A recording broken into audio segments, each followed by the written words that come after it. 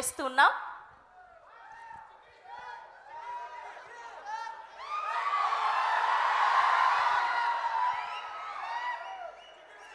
నాకు మాట్లాడడం ఎంత కష్టం అని చెప్పినా స్వామినాయుడు గారు పుష్ చేశారు.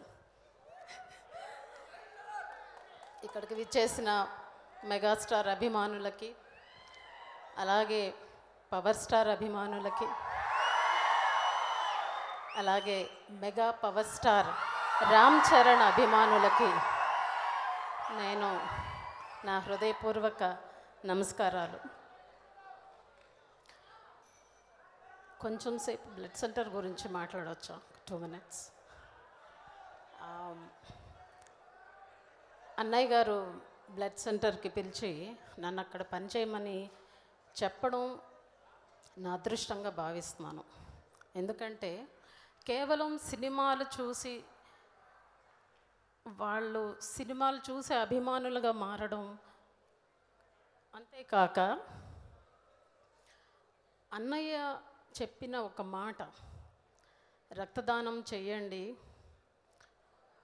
ప్రాణాలను రక్షించండి అనే ఒక మాట చెప్పినందుకు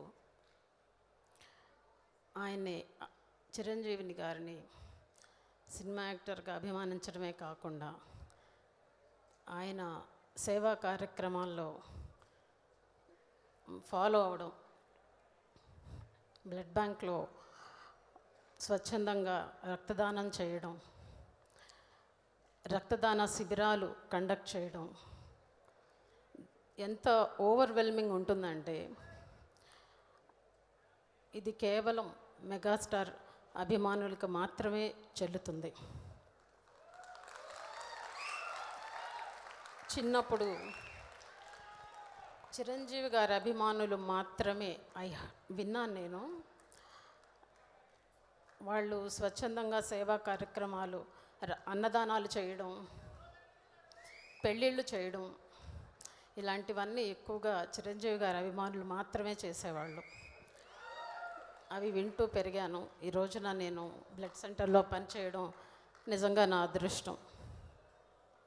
కేవలం హైదరాబాదే కాదు, మన తెలుగు వాళ్ళు వరల్డ్ వైడ్గా ఎక్కడున్నా రక్తం అవసరం అనుకున్నప్పుడు డెఫినెట్గా చిరంజీవి గారి అభిమాని అక్కడ ఉంటే చాలు, వాళ్ళు తప్పనిసరిగా ప్రాణాన్ని రక్షిస్తారు రక్తదానం చేసి అనేది మీరు బాగా మాకు తెలియజేశారు. Thank you so much for that. అలాగే మన రామ్ చరణ్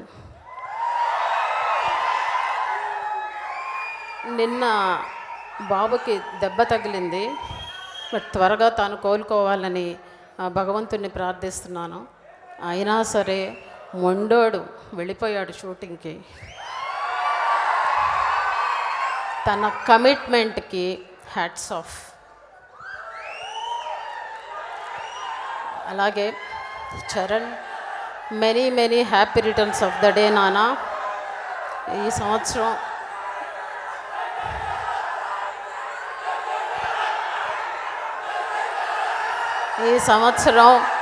చరణ్కి చాలా స్పెషల్ బర్త్డే.